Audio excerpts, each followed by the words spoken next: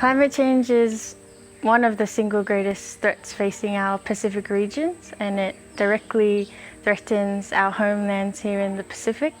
It not only threatens what we can physically see, but also the non-economic, intangible things like culture.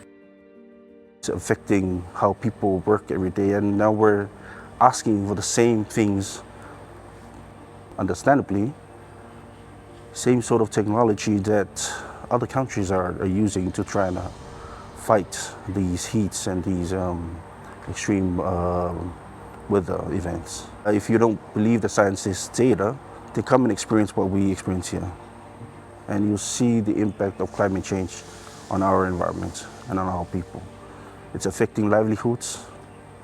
The biggest challenge, if I had to name one, and obviously every country faces multiple challenges, but the one that is most threatening is the challenge of climate change, because it threatens the very existence of Samoa and other islands like it.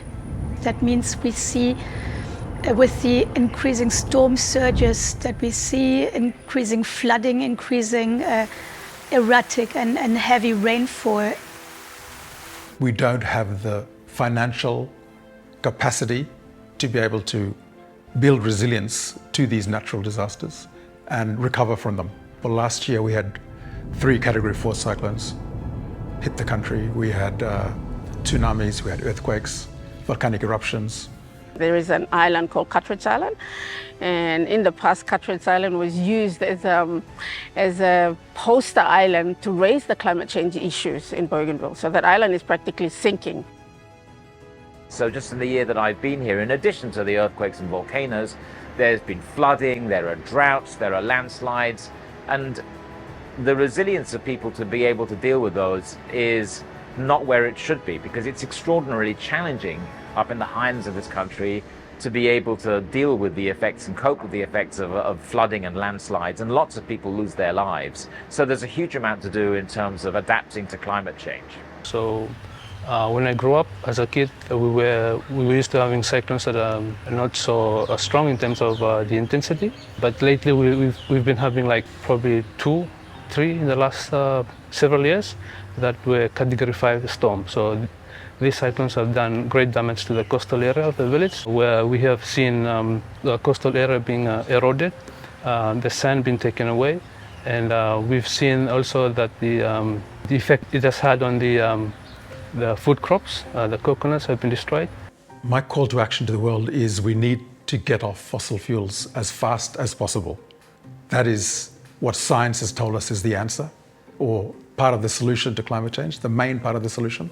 That means people living high consumption lifestyles in the developed world, you need to change your lifestyles. You need to make them low emission. You need to stop using fossil fuels to fund your lifestyles. And what I want to see is what the new blue economy means, how nature-based solutions can power a whole economy, and actually realizes the incredible potential of its forests, of its mangroves, of its coral reefs, and conservation, and actually drives and empowers the whole of its economy through a clean nature-based, solutions-based economy, and shows the world that it can be done. And at the same time helps turn the corner on climate change and help save the planet. For the communities when they have solar as an alternate energy to provide energy to even power their own houses as well too. Fuel is also a really big issue. And I think with the movement that we have to use the natural sun, there are other alternates that can actually support the green energy. All of us can become change makers by doing small stuff every day. For example, reducing the use of single-use plastic bottles. Small changes make a big difference. So you really have to do your best to reduce the carbon emission. You start with yourself. For example, instead of driving your car only by yourself, you take your colleagues together with you to your work or take public transportation, then you can reduce yourself the carbon emissions. And another thing is to support the policy of a more large-scale efforts to reduce the carbon emission. That is to introduce, for example, the electric vehicles boats or something like that. We share the Pacific Ocean with the Pacific countries. And I think the climate change has a very serious negative impact on the oceans, and we have to tackle to solve such kind of or mitigate such kind of impacts. And that's the reason why we need a collaboration together with the Pacific countries.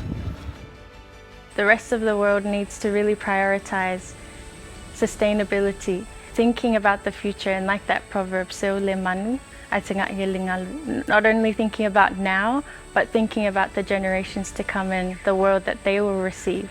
We cannot no longer be individualistic in the way that we think. We have to think about the collective, and that's what we do very well in the islands and in the Pacific, thinking about all of us, not just ourselves. And I think that's a philosophy and way of being that the Greater West and North need to think about, thinking about the collective.